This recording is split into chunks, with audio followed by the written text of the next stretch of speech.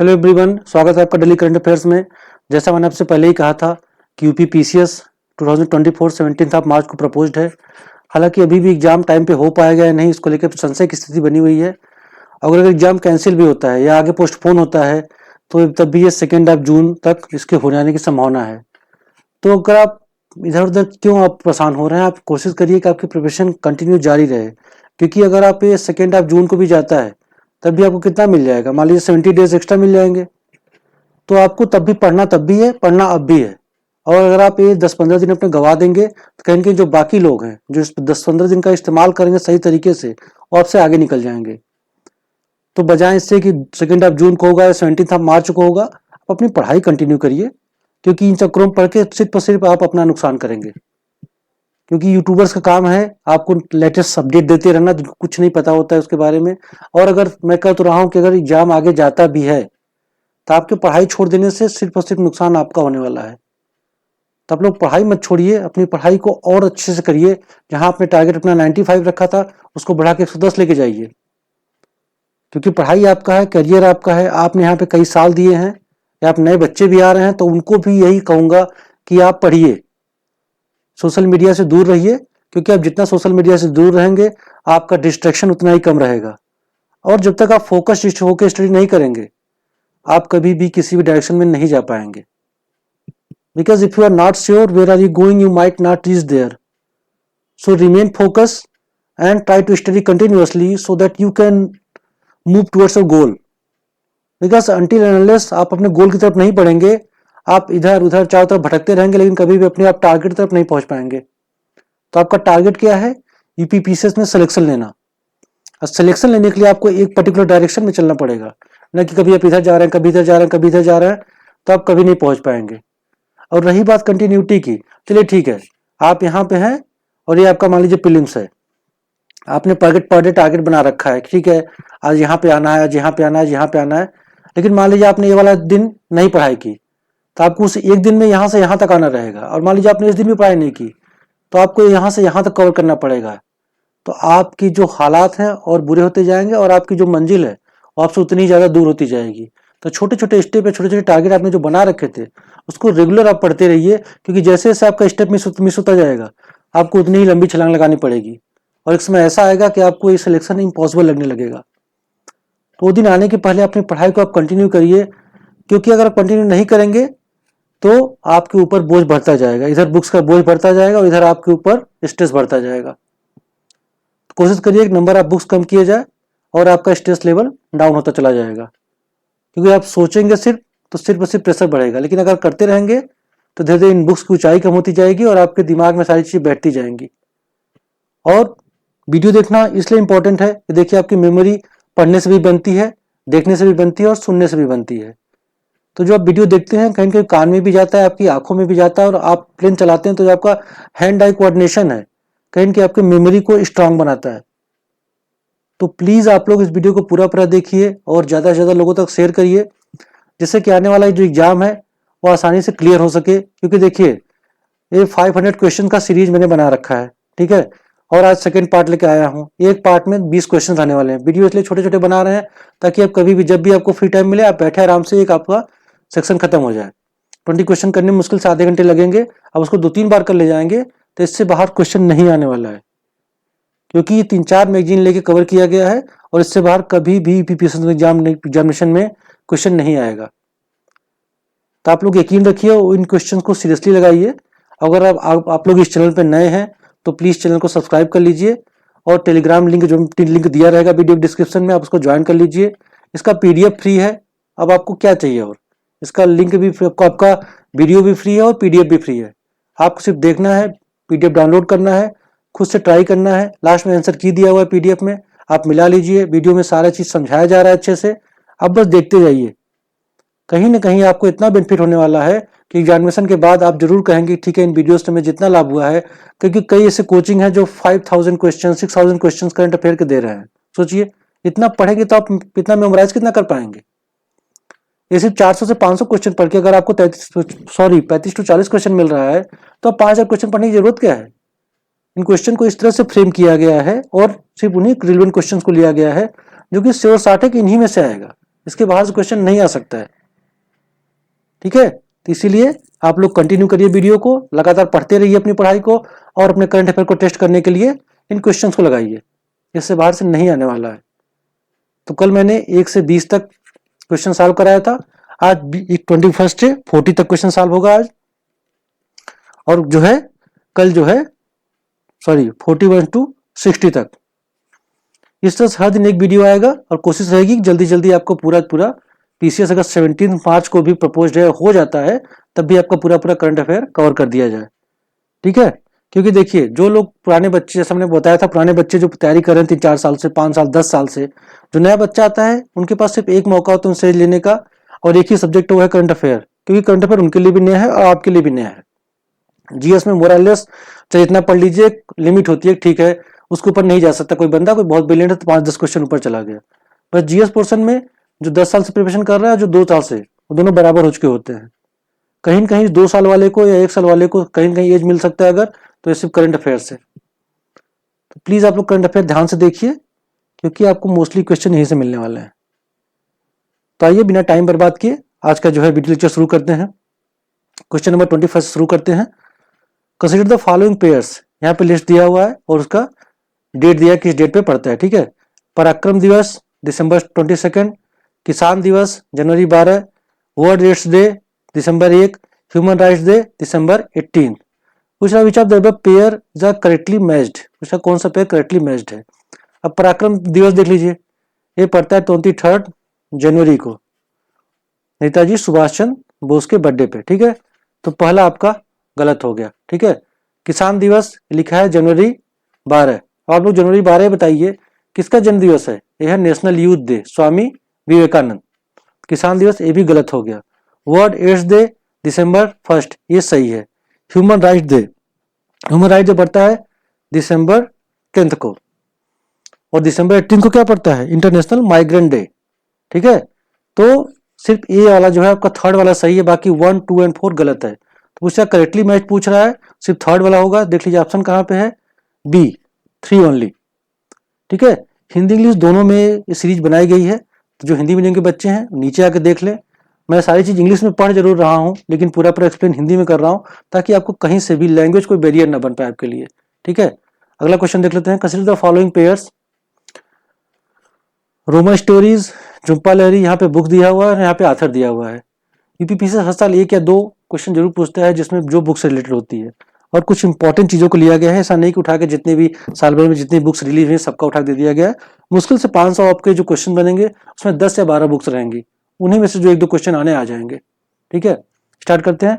Roma story, Jhumpa Lahiri, common at uncommon, Arnold Schwarzenegger, be useful, 7 tools for life, Sudha Murty, Mundaka Upanishad, doctor Karan Singh. पूछ रहा how many of the above pair are correctly matched. देख लीजिए how many पूछा है, UPSC ने भी नया ट्रेंड शुरू किया, और जो आपकी आरओ का पेपर हुआ था उसमें भी क्वेश्चन पूछा था how many, how which of the above नहीं पूछ रहा, हाउ मेनी पूछ रहा है। ठीक है, कितने। तो देख लीजिए जो रोमन स्टोरी है, देख लीजिए झुप्पा लहरी, ये बिल्कुल सही है आपका, एक करेक्टली मैच्ड है। कॉमन एट अनकॉमन, इसको लिखा है सुधा मूर्ति ने। ठीक है, ये नारायण मूर्ति की वाइफ है, ये एंथ्रोपोलॉजिस्ट हैं और समाज सेविका, और इनकी वाइफ है नारायण मूर्ति की। ठीक है, जो को फाउंडर इन्फोसिस के। तो be useful, 7 tools for life, it is written by Arnold Schwarzenegger. देख लीजिए ये जो 3 है इसको अर्नाल्ड श्वार्ज़नेगर लिखा है, 2 कॉमन एट अनकॉमन सुधा मूर्ति ने लिखा है, मुंडा को मिस्टर डॉक्टर करण सिंह। तो सिर्फ 1 और 4 जो है सही है, 2 और 3 इंटरचेंज किया गया है, तो 2 और 3 गलत है, 1 और 4 सही है। तो 1 और 4 मतलब 1 और 2, सिर्फ 2 सही है। ठीक है, हाउ मेनी पूछ रहा है तो सही ऑप्शन हो जाएगा बी, 2 ओनली। ठीक है, अगला देख लेते हैं question number 23। Consider the following pairs, अनुरोडाई, ये लिखा है प्रोग्राम है और स्कीम या प्रोग्राम जो स्टेट गवर्नमेंट द्वारा लॉन्च किया गया है, और स्टेट किस स्टेट द्वारा लॉन्च किया है उसके बारे में बात कर रहा है। 10% reservation for economically weaker section in judicial services, Uttar Pradesh लिखा हुआ है। Jagannath Arogya Suraksha programme Assam, project Nilgiri Thar Tamil Nadu. पूछा है which of the above pair is और आर इनकरेक्टली मैच्ड।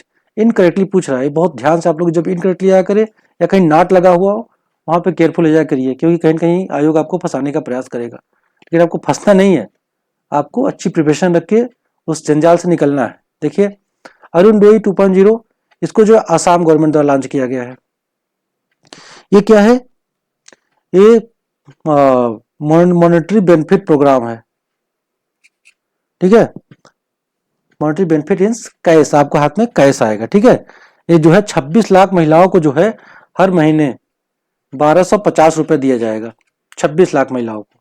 ये किसके द्वारा लॉन्च किया गया है? आसाम गवर्नमेंट। कभी भी आता है कि अरुणोदय प्रोग्राम किस स्टेट द्वारा लॉन्च किया गया, तो आसाम गवर्नमेंट द्वारा लॉन्च किया गया है। तो देख लीजिए इसका आसाम पूछ रहा है, इनकरेक्टली पूछ रहा है। पहला वाला देखिए इनकरेक्टली हो गया, यहाँ पे आसाम है, आंध्र प्रदेश जो है लिखा हुआ है, यहाँ पे आसाम होना चाहिए, इनकरेक्ट हो गया। 10% reservation for EWS in judicial services, ये रिसेंटली बिहार गवर्नमेंट ने किया है। बिहार गवर्नमेंट ने इकोनॉमिकली वीकर सेक्शन को जुडिशियल सर्विसेज में 10% आरक्षण देने का बिल पास किया, ठीक है। और रिसेंटली बिहार गवर्नमेंट ने ही जो OBC है या SC ST हैं उनको जो है जितने भी एजुकेशनल इंस्टीट्यूशन हैं और जितने गवर्नमेंट जॉब्स हैं उसमें 65% तक रिजर्वेशन देने के लिए बिल पास किया है। तो आप खुद देख लीजिए 65% हो गया, 10% हो गया, 75% रिजर्वेशन जो है अब वीकर सेक्शन के लिए SC ST और EWS को दिया जा रहा है बिहार गवर्नमेंट द्वारा। याद रखिएगा EWS में 10% और बाकी OBC SC ST के लिए 65%। ये बिहार गवर्नमेंट द्वारा लाई गई स्कीम है और ये पास भी हो गया है बिहार गवर्नमेंट द्वारा। थर्ड देखते हैं जगन्नाना आरोग्य सुरक्षा प्रोग्राम, ये हेल्थ स्कीम है और ये आंध्र प्रदेश गवर्नमेंट द्वारा लाई गई है, ठीक है। तो देख लीजिए 1 आपका ये गलत हो गया, इनकरेक्टली मैच्ड है, 2 गलत हो गया, 3rd गलत हो गया।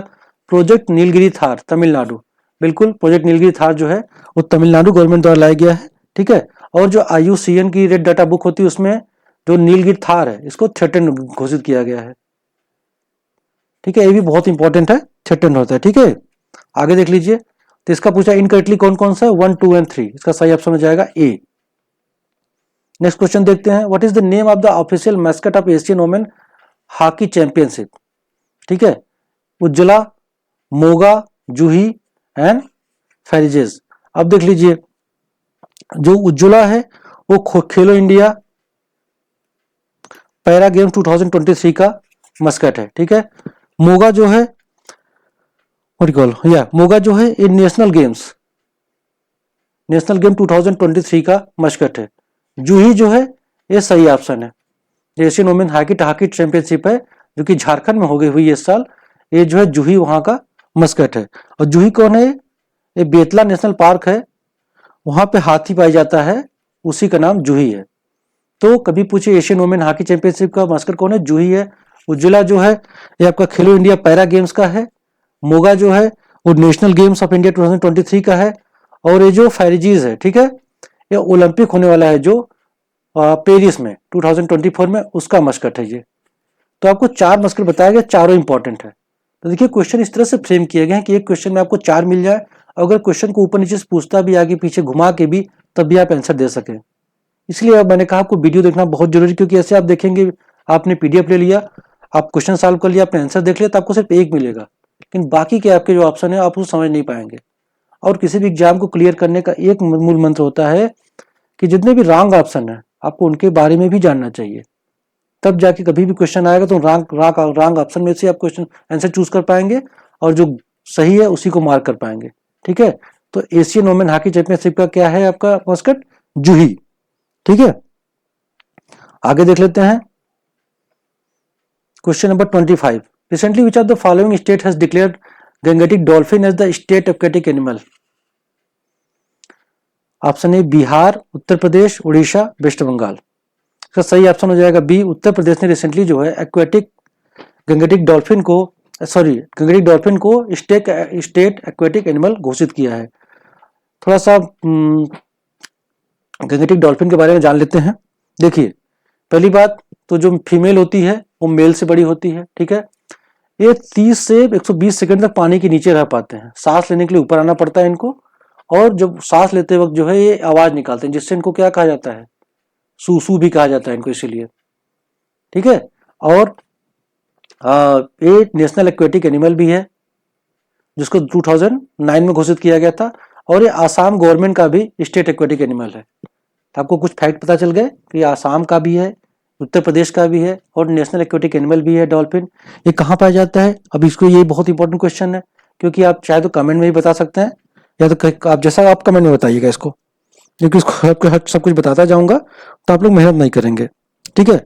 और IUCN की जो रेड डाटा बुक है उसमें इसको इंडेंजर्ड घोषित किया जा चुका है, ठीक है। आई थिंक ये काफी है इसके लिए। और देखिए शिकार कैसे करता है, अल्ट्रासोनिक वेव छोड़ता है। मान लीजिए यहाँ इसका शिकार है, यहाँ पे डॉल्फिन है, तो यहाँ पे ज्यादा अल्ट्रासोनिक वेव छोड़ेगा, यहाँ से टकरा के जब इसके पास वापस आती है तब इसको इसके दिमाग में एक इमेज बनती है कि हमारा शिकार कहाँ पे है, और इस तरह से उसका शिकार करता है, ठीक है। क्वेश्चन नंबर 25 हो गया। उत्तर प्रदेश गवर्नमेंट ने स्टेट एक्वेटिक एनिमल घोषित किया है गंगेटिक डॉल्फिन को। क्वेश्चन नंबर 26 देख लेते हैं। Consider the following statements regarding 19th Asian game. It was hosted by China in Hangzhou city, बिल्कुल सही है। China emerge as the overall champion followed by Japan, Republic of Korea and India, ये भी बिल्कुल सही है। India is medal tally third time cross the third figure mark, ये गलत है। The 20th Asian games will be held in Indonesia in 2026, ये भी गलत है। क्वेश्चन देख लेते हैं, which of the above statements are incorrect. देखिए 3 और 4, इसका सही ऑप्शन जान लेते हैं। India military third time cross the 3 figure mark, India ने 107 मेडल जीते थे और ये फर्स्ट टाइम है जब इंडिया जो है थर्ड फिगर मार्क को क्रॉस किया है, ठीक है। और इंडिया के मेडल टैली आप जान लीजिए, क्योंकि ये भी क्वेश्चन कई बार पूछ देगा कि इंडिया कितने मेडल पाया। 107 मेडल पाए थे, जिसमें गोल्ड 28, आपका सिल्वर 38 और ब्रॉन्ज जो है वो 41 रहा है, ठीक है। और जो 20th एशियन गेम है वो जापान में हेल्ड किया जाएगा 2026 में, क्योंकि जो 19 था, ठीक है, 19 था, 20th एशियन गेम जो है जापान में होगा और जो 18th एशियन गेम है वो इंडोनेशिया में आयोजित किया गया था, ठीक है। तो आगे पीछे की जानकारी पूरी रख लीजिए, ठीक है। 18th वाला कहाँ हुआ था, 19th वाला प्रेजेंट है और 20th वाला कहाँ पे होगा। 18 जो इंडोनेशिया में हुआ था, 20th जो है जापान में होगा और 19th जो है अभी ये चाइना में होंजो सिटी में इसको ऑर्गेनाइज किया गया था। बाकी जान लीजिए इंडिया 107 मेडल पाई थी, जिसमें कि 28 गोल्ड, 38 सिल्वर और 41 ब्रॉन्ज थे। और ये फर्स्ट टाइम है जब इंडिया जो है थर्ड फिगर को क्रॉस किया है, ठीक है। क्वेश्चन नंबर 27 देख लेते हैं। With reference to 4th Asian para game 2023 consider the following statements. Asian para games की बात की जा रही है। It was hosted by China in Hangzhou city, बिल्कुल करेक्ट है ये। India rank 4th with 111 medals, ये गलत है बिकॉज इंडिया 5th रैंक पे था। Para shuttler Paru Parmar was the flag bearer for India, ठीक है। The 5th Asian para games will take place in city of Nagoya, Japan, ठीक है। अब देख लेते हैं अगला वाला क्या है। सही बात है, इंडिया 111 मेडल पाया था, बट इंडिया जो है 5वें नंबर पर था। देखिए पहले पे चाइना था, सेकंड पे ईरान था, थर्ड पे जापान, फोर्थ पे रिपब्लिक ऑफ कोरिया था, इंडिया 5th नंबर पे था, ठीक है। और इंडिया 111, जो जज साहब ने बताया, इंडिया 111 मेडल पाया हुआ है, ठीक है। उसमें उसमें गोल्ड देख लीजिए, 29 गोल्ड इंडिया पाया था, 31 सिल्वर था और 51 ब्रॉन्ज था। ये मैं इसलिए बता रहा हूँ क्योंकि हर साल क्वेश्चन पूछता है कितने गोल्ड पाए, कितने ब्रॉन्ज या सिल्वर मिला उनको, ठीक है। तो 111 मेडल थे, 29 गोल्ड, 31 सिल्वर और 51 ब्रॉन्ज, ठीक है। और बाकी इसमें कितने ऑप्शन सही हो गए आपका, 1, 3 एंड 4, 1, 3 एंड 4। इंडिया जो है 5th रैंक आया था, न कि 4th रैंक, ठीक है। और para shuttler Palu Parmar was the flag bearer for India, ये भी बहुत इंपॉर्टेंट हो जाएगा। स्टेटमेंट इसलिए दिए गए हैं क्योंकि यहाँ पे एक एक स्टेटमेंट से क्वेश्चन भी बन सकता है इंडिविजुअल। तो आप लोग सारे ऑप्शन को ध्यान रखिए, जो गलत है उनको भी, जो सही है उनको भी। और जो 5th Asian para games will take place in Nagoya, Japan, ठीक है। ये 4th था, 5th वाला आपका जापान में होगा, ठीक है। अगला देख लेते हैं। जैसा मैंने बताया आपको 1, 3 एंड 4 करेक्ट है। 2 आपका कहाँ गया, हाँ 2 आपका गलत था, 1, 3 एंड 4, इसका सही ऑप्शन हो जाएगा सी।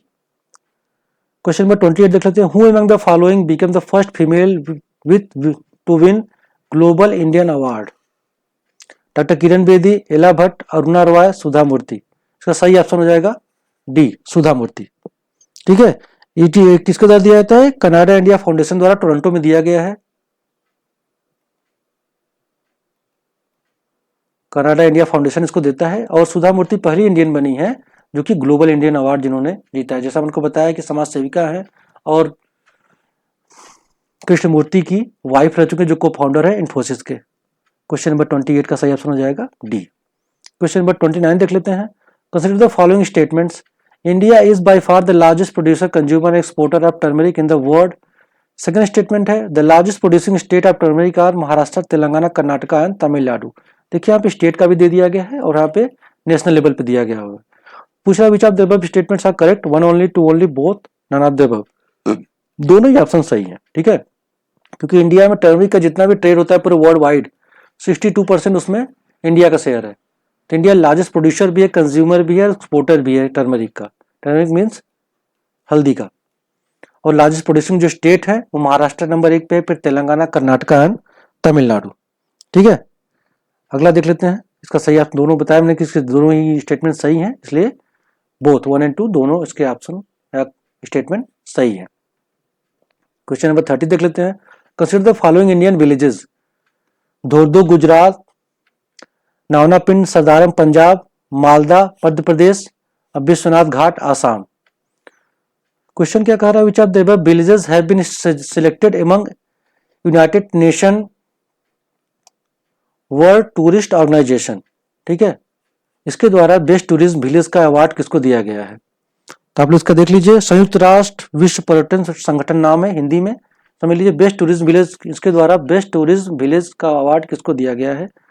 1 and 2 only, 2 only, 1 and 3 only and 2 and 4 only. इसका सही ऑप्शन हो जाएगा 1 एंड 3, बिकॉज धोरंदो जो कि साल्ट मार्श है गुजरात में वो है, और मालडा जो कि एमपी में है, इन दोनों को, ये देखिए धोरदो जो कि साल्ट मार्श है ये गुजरात में है, और मालडा मध्य प्रदेश, इन दोनों विलेजेस को United Nation World Tourist Organization द्वारा बेस्ट टूरिज्म विलेज का अवार्ड दिया गया है। बहुत इंपॉर्टेंट है, इसको प्लीज आप लोग याद कर लीजिएगा। देखिए हिंदी में लिखा हुआ है धोरदो और मालदा। ठीक है, अगला क्वेश्चन देख लेते हैं। Question number 31। Consider the following central public sector enterprises. Container corporation of India limited, Bharat electronic limited, Ircon international limited और राइट्स लिमिटेड। क्वेश्चन क्या कहता है, which of the above have been accorded Navratna status under ministry of railway. देख लीजिए, इसका सही option हो जाएगा 3 and 4, Ircon international limited and RITES limited. तो सही ऑप्शन हो जाएगा बी। देखिए कि कोई भी जो पब्लिक सेक्टर इंटरप्राइजेज हैं उसको गवर्नमेंट 3 पार्ट में, 3 स्टेटस में डिवाइड करती है। एक होता है मिनी रत्न, नवरत्न और महारत्न। हमारे पास 13 महारत्न है, नवरत्न करीब 16 है, और मिनी रत्न की संख्या काफी ज्यादा है। इतना इंपॉर्टेंट नहीं है, बट इसको दोनों इंपॉर्टेंट है कि जो महारत्न है वो 13 है और जो नवरत्न है वो 16 है। और इसको ये स्टेटस देने के लिए कुछ क्राइटेरिया है। आप लोग प्लीज कमेंट करके बताइएगा क्राइटेरिया क्या है, क्योंकि उसको मैं बताने जाऊंगा तो काफी वक्त लग जाएगा। तो आप लोग प्लीज क्राइटेरिया देख लीजिएगा और कमेंट बॉक्स में जरूर बताइएगा कि क्राइटेरिया क्या है। नवरत्न और महारत्न को, या किसी भी पब्लिक सेक्टर एंटरप्राइज को नवरत्न या महारत्न का दर्जा देने के लिए क्या क्या शर्तें पूरी करनी होती हैं। ठीक है, तो Ircon international limited and RITES limited जो है रिसेंटली उनको नवरत्न का दर्जा दिया गया है। तो सही ऑप्शन हो जाएगा केवल 3 एंड 4। क्वेश्चन नंबर 32 देखते हैं। Consider the following statements regarding global hunger index. ये बहुत इंपॉर्टेंट है, इसको देख लेते हैं। ग्लोबल हंगर इंडेक्स हर साल इस पर काफी बवाल भी हुआ है, तो आप लोग इसको सही से देखिए और कोशिश करिए कि इसका सही जवाब देने की। ठीक है, ये देखते हैं। It is released by concern world wide and wealth hunger life. ये बिल्कुल सही है। India was ranked 111 out of 125 countries, ये भी सही है। The indicators to evaluate the score are child stunting, child wasting, child mortality and malnourishment. Fourth state पे in 2022 India ranked 107 out of 121 countries. अब आप ये समझिए, इंडिया को रैंक दिया गया है 111, अब पाकिस्तान तक की रैंक 102 है। जो हंगर इंडेक्स है 0 से 100 के बीच में मापा जाता है, और जिसका 0 होगा वहां पे बिल्कुल भूखमरी नहीं होगी। नंबर जितना बढ़ता जाएगा वहां भूखमरी की समस्या उतनी बढ़ती जाएगी। तो इंडिया चूंकि ज्यादा नंबर पाया इसलिए यहाँ पे 111 है, पाकिस्तान उससे बेहतर परफॉर्म करता हुआ दिखता है।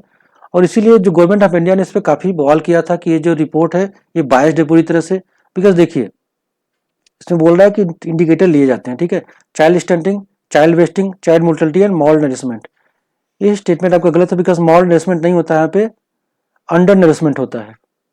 दोनों में डिफरेंस है। देखिए अंडर नरिशमेंट, मॉल नरिशमेंट क्या होता है कि आपको खाने के लिए पर्याप्त भोजन नहीं मिल रहा है, ठीक है, आपके पास खाना ही नहीं है। और जो अंडर नरिशमेंट होता है उसमें आपको खाना तो मिल रहा है बट आपको उसमें पर्याप्त कैलोरी नहीं मिल रही है। मान लीजिए आपको 2300 कैलोरी चाहिए पर डे और आप कुछ ऐसा खा रहे हैं जिसमें कि इतना आपकी एनर्जी नहीं मिल पा रही है, एनर्जी डिफिशिएंट फूड खा रहे हैं आप, तो कहीं ना कहीं आप जो है अंडर नरिश्ड हो जाएंगे। मॉल नरिशमेंट नहीं होता है। पहली बार इसका जो इंडिकेटर है आपका child stunting, child wasting, child mortality and under nourishment है। गवर्नमेंट ऑफ इंडिया का कहना था कि ठीक है child stunting, child wasting, child mortality, देखिए अंडर नरिशमेंट को 1/3 वेटेज दिया जाता है, चाइल्ड स्टंटिंग को 1/6, चाइल्ड वेस्टिंग को 1/6, और जो चाइल्ड मोर्टिलिटी है, चाइल्ड मोर्टिलिटी क्या होता है, कोई भी बच्चा अगर अपने 5वें बर्थडे के पहले उसकी डेथ हो जाती है तो ये चाइल्ड मोर्टिलिटी है। चाइल्ड स्टंटिंग क्या होता है, किसी बच्चे की अगर हाइट अपने एज के हिसाब से कम है तब उसको चाइल्ड स्टंटिंग बोलते हैं। वेस्टिंग क्या होता है, अपने हाइट के हिसाब से किसी बच्चे का वेट कम हो, मान लीजिए 5 साल का है उसमें तब तक उसको मान लीजिए 20 किलोग्राम का होना चाहिए, लेकिन अगर वो 13-14 किलोग्राम का ही है तो वेस्टेड है। स्टंटिंग क्या है, एज के हिसाब से उसकी हाइट नहीं है, बौनापन आ गया है तो स्टंटिंग हो गया। तो अब बेटेज देख लीजिए, चाइल्ड जो है ये चाइल्ड मोर्टलिटी को 1/3 दिया गया है, अंडर नरिशमेंट को 1/3 दिया गया है और चाइल्ड वेस्टिंग स्टंटिंग को 1/6 दिया गया है। तो गवर्नमेंट ऑफ इंडिया का कहना है कि ठीक है आपने 3 indicator 1/3 plus 1 plus 6 plus 1/6 equal to कितना होगा 2/3, इतना तो आपने चिल्ड्रेन को दे दिया, सिर्फ चिल्ड्रेन के ऊपर। अब बाकी जो ये है जो पे आपका मॉल नरिशमेंट या अंडर नरिशमेंट है उसको 1/3 दे रखा है आपने। तो इंडिया किसी भी, मान लीजिए इंडिया की पॉपुलेशन 140 करोड़ है, उसमें बच्चे कितने होंगे, 30 करोड़ मान लीजिए होंगे। तो आपने 30 करोड़ को और जो बाकी आपने मॉल नरिश के ऊपर जो भी आपने डाटा कलेक्ट किया है उसका जो बेस है, मुश्किल से मान लीजिए आपने 3000 लोगों को फोन पे आपने इंटरव्यू लेके आपने इसको प्रिपेयर कर दिया, तो बिल्कुल ही बैस्ड है, बिकॉज आपको आपने 2/3 तो बच्चों के ऊपर लिया और 1/3 बाकी जो करीब आपकी 110 करोड़ पॉपुलेशन है उसको आपने इतना कम वेटेज दिया कि इसके आधार पर कोई भी जो भी इंडेक्स प्रिपेयर किया जाएगा वो कभी भी सही नहीं माना जा सकता है। आई थिंक आप लोग पॉइंट पता चल रहा होगा कि बच्चे को इन्होंने 2/3 वेटेज दे रखा है और बाकी जितने पॉपुलेशन उसको सिर्फ 1/3, और वो भी आपने फोन पे वर्चुअल फॉर्म में लोगों से इंटरव्यू लेके आपने डिसाइड कर दिया कि ठीक है हम मॉल नरिश्ड है कि नहीं है या अंडर नरिश्ड है कि नहीं है। ये पूरी तरह से फॉल्स अजम्पशन है। जो भी ये आपकी बॉडी जो है world wide and wealth hungers life जिसने ने एक डाटा कलेक्ट किया है वो पूरी तरह से बायस्ड और गलत है। ठीक है, तो देख लेते हैं आपका which of the above statements are incorrect. जैसे मैंने बताया कि ये वाला गलत है, because child stunting, child wasting, child mortality और अंडर नरिशमेंट होता है, माल नरिशमेंट नहीं होता। तो इसका बोल रहा है इनकरेक्ट कौन सा है, तो इसका सही ऑप्शन हो जाएगा थर्ड वाला बी। ठीक है, अगला देख लेते हैं question number 33। With reference to IMD world talent ranking 2023 consider the following statement. ठीक है, क्वेश्चन नंबर 33 पे हैं हम। IMD क्या होता है, इंस्टीट्यूट फॉर मैनेजमेंट डेवलपमेंट, जो कि रैंकिंग जारी करता है, वर्ल्ड टैलेंट रैंकिंग। ठीक है, India rank 56 out of 64 economies, बिल्कुल सही है। The ranking is topped by Switzerland followed by Luxembourg, ये भी सही है। Brazil and Mongolia secured the bottom 2 places, बिल्कुल सही है ये भी। In 2022 India was on 52nd position, ये भी सही है। यहाँ सारे स्टेटमेंट सही हैं। पूछा है which of the above statements are correct, देख लीजिए D all of the above. आप स्टेटमेंट देखते रहिएगा। देखिए India 56 out of 64 economies IMD द्वारा जारी किया जाता है, इंस्टीट्यूट फॉर मैनेजमेंट डेवलपमेंट, जिसमें स्विट्जरलैंड ने टॉप किया है, ब्राजील और मंगोलिया सबसे बॉटम पे हैं, सबसे वर्स्ट परफॉर्म किया इन्होंने, और इंडिया जो है 52nd पोजीशन पे था 2020 में। अब किसके आधार पे देखिए क्या देखा जाता है, क्वालिटी ऑफ लाइफ कैसी है, और जो है कानूनी रूप से जो मिनिमम वेज है या जो है आपकी मजदूरी वो कितनी है, और प्राइमरी और सेकेंडरी एजुकेशन कितने लोगों ने प्राप्त किया है। तो 3 इसके इंडिकेटर है, क्वालिटी ऑफ लाइफ कैसी चल रही है लोगों की, आपका जो है मिनिमम वेज है, मिनिमम मजदूरी कितनी है, और प्राइमरी और सेकेंडरी स्कूलिंग लोगों की कंप्लीट हुई है कि नहीं। इसके आधार पे जो है ग्लोबल टैलेंट रैंकिंग डिसाइड किया जाता है IMD द्वारा, और उसके आधार पे इंडिया जो है 56 पोजीशन पे है। बहुत अच्छी, बहुत ही बुरी रैंक है, बहुत अच्छी नहीं बना सकता है इसको। ठीक है, स्विट्जरलैंड ने उसको टॉप किया है, मंगोलिया और ब्राजील सबसे बॉटम पे है, और 2022 में इंडिया जो है 52nd पोजीशन पे था। क्योंकि सारे स्टेटमेंट सही हैं, इसका सही ऑप्शन जाएगा D all of the above. Question number 34 देख लेते हैं। What is the India's rank in recently release international intellectual property index 2023? 44, 55, 42, 43। इसका सही ऑप्शन हो जाएगा 42 सी। जो इंटेलेक्चुअल प्रॉपर्टी इंडेक्स 2023 है, इसके द्वारा ये जारी किसके द्वारा किया था, US चैम्बर ऑफ कॉमर्स।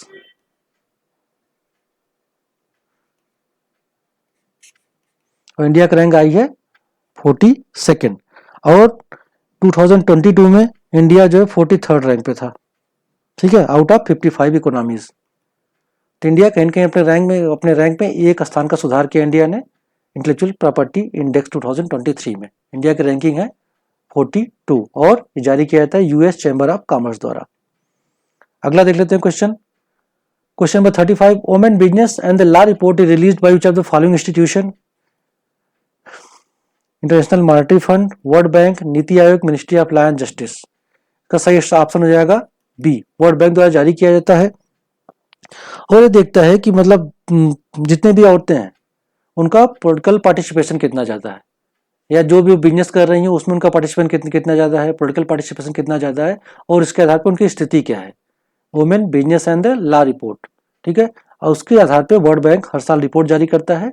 तो जब भी आए कि women business and law report कौन जारी करता है, तो जारी करता है वर्ल्ड बैंक। सही ऑप्शन हो जाएगा बी। क्वेश्चन नंबर 36 देख लेते हैं। Consider the following statement. June 7 is celebrated every year as World Food Safety Day. The chosen theme for World Food Safety Day in 2024 is Safer Food, Better Health.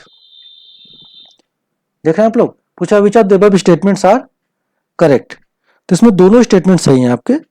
ये जो हर साल जून 7 को मनाया जाता है वर्ल्ड फूड सेफ्टी डे, और theme जो थी 2024 के लिए सेफर फूड और बेटर हेल्थ है। और 2023 का भी कभी पूछ देता है, एक साल पीछे जाके आपको लगता है कि 2 साल पुराना करंट अफेयर पूछ दिया।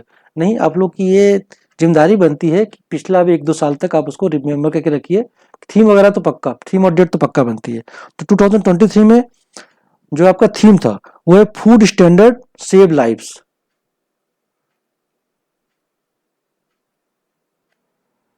सेव लाइव्स ये आपका, तो इसके दोनों आपके ऑप्शन सही हैं, इसलिए दोनों स्टेटमेंट सही हैं। तो इसका सही हो जाएगा both of the above, C. Question number 37 देख लेते हैं। With reference to logistic performance index 2023 consider the following statement.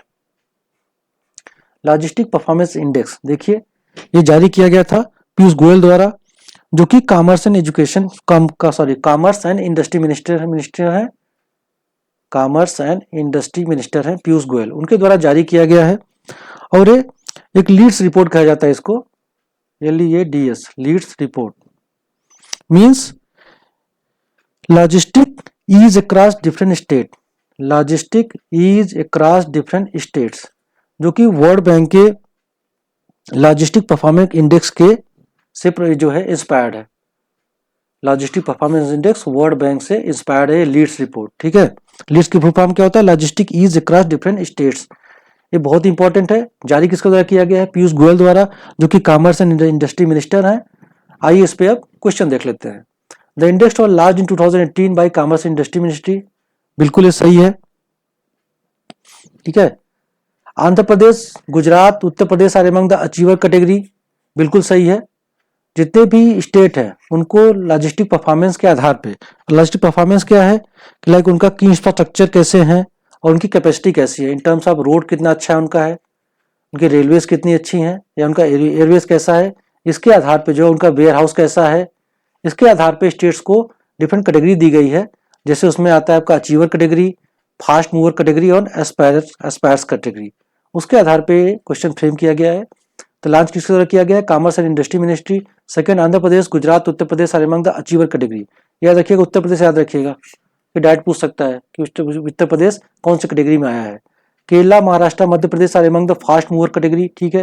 Goa, Orissa, waste Bengal, Bihar, Chhattisgarh are among the aspirers category. Question क्या कर रहा है? Which of the above statements are incorrect. Incorrect पूछ रहा है, बहुत ध्यान से देखिएगा। 1 only, 2 and 3 only, 1 and 4 only, none of the above. क्योंकि सारे स्टेटमेंट सही हैं, पूछ रहा है इनकरेक्ट पूछ रहा है, तो कोई भी स्टेटमेंट गलत नहीं, इसका सही ऑप्शन हो जाएगा D, none of the above. और अगर logistic performance index world bank द्वारा जो जारी किया जाता है उसमें अगर पूछता है, ठीक है, तो इंडिया की जो रैंक आई थी वो है 38 आउट ऑफ 139 इकोनॉमीज। वो 7 सबसे लेटेस्ट है, 7 logistic performance index bye world bank. इसमें इंडिया की रैंक थी 38 आउट ऑफ 139 इकोनॉमी, जो कि 2018 में जब आया था तो उसमें इंडिया की प्लेस थी 44, 2018 में 44 थी, ठीक है। तो इंडिया की रैंकिंग जो है 6 अंक सुधर के 38 हो चुकी है वर्ल्ड बैंक के लॉजिस्टिक परफॉर्मेंस इंडेक्स में, ठीक है। कितनी है इंडिया की रैंकिंग? 38। जो 2018 में इंडिया की रैंकिंग थी 44। इसीलिए कहता हूँ कभी कभी स्टेटमेंट आते हैं तो काफी पिछला पूछ देता है, सबको लगता है करंट अफेयर काफी 2 साल का पूछ रहा है, ऐसा कुछ नहीं होता। करंट अफेयर मुश्किल 7-8 महीने का पूछता है। हाँ, कोई स्टेटमेंट अगर ऐसा इंपॉर्टेंट हो जाता है तो उसको आयोग जो उठा के क्वेश्चन में शामिल कर लेता है। कोई भी ऐसा नहीं है कि करंट अफेयर आपको बहुत पीछे जाके पूछ रहा है, इससे रिलेटेड पूछ सकता है, कोई नया चीज नहीं है। ठीक है, तो इसका सही ऑप्शन हो जाएगा, जस्ट बताइए इनकरेक्ट पूछ रहा है सारे, चूंकि यहाँ पे स्टेटमेंट सही है, इसका नन ऑफ द अबव हो जाएगा। क्वेश्चन नंबर 38 देख लेते हैं। With reference to food safety index 2023 consider the following statement. ठीक है, 38 क्वेश्चन पे आ जाते हैं हम लोग। Statement 1, it is release by ministry of agriculture and farmer welfare. बिल्कुल सही है, सॉरी अभी बताते हैं, एक second. It is release by ministry of agriculture and farmer welfare. Kerala, Punjab and Tamil Nadu top the index among large state.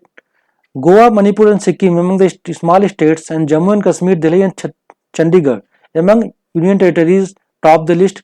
Uttar Pradesh is the worst performing state. So which of the above statements are correct?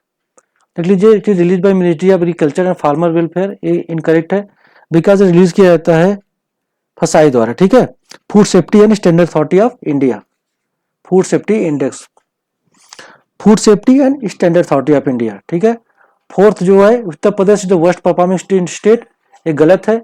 Bihar is the worst performing state है। तो आपका पूछ रहा है correct कौन कौन सा है? 2 और 3 सही है और 1 और 4 आपका गलत है। तो करेक्ट पूछ रहा है तो 2 और 3 लगाना है आपको। देख लीजिए कहाँ पे इसका सही ऑप्शन है सी, 2 और 3 ओनली। अगला क्वेश्चन देख लेते हैं। Question number 39, what is the period of recently launch centrally sponsored scheme Ullas. पूछ रहा है व्हाट इज द पीरियड, मतलब इसका कार्यकाल क्या है, कितने साल के लॉन्च किया गया, कब से कब तक के लिए। आप रिसेंटली लॉन्च्ड सेंट्रली स्पॉन्सर्ड उल्लास स्कीम। ठीक है, उल्लास की पहली बात आप समझ लीजिए, इसकी फुल फॉर्म क्या होगा, ये एक्रोनिम है। इसका होता है understanding life long learning for all, understanding life long learning for all in the society, Ullas scheme. ठीक है, देखते हैं financial year 2022-27, financial year 2024-29, financial year 2023-28, financial year 2023-33। ये 5 सालों के लिए लॉन्च किया गया है और इसका सही ऑप्शन है ए, फाइनेंशियल ईयर 2022-27। इसमें कहा गया कि ऐसे लोग जो 15 साल के ऊपर हो चुके हैं और जो स्कूलिंग जिनकी कंप्लीट नहीं हुई है, जो कभी स्कूल नहीं गए हैं, उनको जो है शामिल किया जाएगा और उनको जो है लिखना पढ़ना और क्वेश्चन सवाल सॉल्व करने के अलावा भी लाइफ स्किल सिखाया जाएगा, जैसे डिजिटल लिटरेसी हो गया, वृद्ध लोगों का ख्याल कैसे रखा जाए। ठीक है, फाइनेंशियल लिटरेसी हो गया, तो आपका जो है लोकल एम्प्लॉयमेंट जनरेट होगा इससे, फैमिली वेलफेयर कैसे किया जाए, ये सब चीज़ों के बारे में उनको ट्रेन किया जाएगा। कई लोग ऐसे होते हैं वाले कोई बूढ़ा बीमार हो गया, उसकी देखभाल नहीं कर पा रहे हैं, उन सब चीज़ों के लिए उनको ट्रेन किया जाएगा। जो लोग आज तक स्कूल नहीं गए हैं उनके लिए 15 साल के ऊपर के लोगों को ट्रेन किया जाएगा, इसमें उल्लास स्कीम के तहत है। उसका 5 साल के लिए जारी किया गया है, फाइनेंशियल ईयर 2022-27 तक के लिए।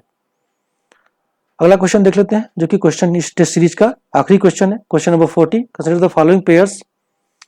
यहाँ पे डे दिया गया है, वहां पे डेट दिया गया है। World migratory bird day 4 October, world polio day 2 October, international snow leopard day 13 May and 14 October, world animal day. इसमें क्या कर रहा है, लिस्ट 1 को लिस्ट 2 से मैच कराना है। ठीक है, और सही कोड चुनना है आपको।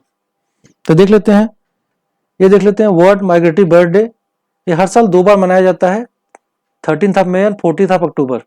तो पहला हो जाएगा 3। बी का देख लीजिए वर्ल्ड पोलियो डे, ये 24 अक्टूबर को हर साल मनाया जाता है, ये बिल्कुल सही है। इंटरनेशनल स्नो लेपर्ड डे, इसका 4 है, 23 अक्टूबर को। वर्ल्ड एनिमल डे जो है वो 4 अक्टूबर को मनाया जाता है। तो देख लीजिए 3, 2, 4, 1, कहाँ पे 3, 2, 4, 1, इसका सही ऑप्शन हो जाएगा बी। अब इस डेट को जानने के साथ साथ आपको एक काम क्या करना है, इनका थीम भी समझ लेना है। थीम जानते रहेंगे, वो थीम भी पूछता है हर साल। ठीक है, तो आप देख लेते हैं world migratory bird day, world migratory bird day, इसका थीम क्या था, water sustaining bird life, water sustaining bird life, ये था वर्ल्ड माइग्रेटरी बर्ड डे का थीम। ठीक है, वर्ल्ड पोलियो डे का थीम क्या था, a healthier future for mother and children, बहुत इंपॉर्टेंट है, a healthier future for mother and children, बहुत इंपॉर्टेंट है ये। ठीक है, ये इंपॉर्टेंट नहीं है क्योंकि इस पे कोई थीम नहीं आई थी, बट वर्ल्ड एनिमल जो है इसका थीम था ग्रेट और स्मॉल लव देम ऑल। सबसे इंपॉर्टेंट जहां तक आपका पोलियो डे वाला है, इसको प्लीज आप लोग याद रखिएगा। अ healthier future for mothers and children, बहुत इंपॉर्टेंट है। तो आपको डेट सारी पता चल गई और आपको जो है इसका सही ऑप्शन आपको बताया मैंने बी है 3241, और सारी थीम बता दी गई, आप लोग थीम भी याद रखिएगा। इसी के साथ आज का वीडियो लेक्चर समाप्त करता हूं। अगर आप लोग इस चैनल पर नए हैं तो प्लीज चैनल को सब्सक्राइब कर लीजिएगा, और इस वीडियो के डिस्क्रिप्शन में टेलीग्राम का लिंक दिया हुआ है, प्लीज उसको ज्वाइन कर लीजिएगा। और इसका पीडीएफ फ्री है, तो आप लोग जाकर पीडीएफ को डाउनलोड करिए। ये लगातार पीडीएफ आते रहेंगे, पीडीएफ फ्री है, आप उसको डाउनलोड करिए, क्वेश्चन को सॉल्व करिए और फिर जाके मिलाइए और वीडियो लेक्चर को देखिए, जिससे आपको पता चलता रहेगा कि आगे पीछे जो भी ऑप्शन बनाए गए हैं वो कहीं ना कहीं एग्जाम पॉइंट ऑफ व्यू से बहुत इंपॉर्टेंट है। इसी के साथ आज का वीडियो लेक्चर समाप्त करता हूँ। जय हिंद।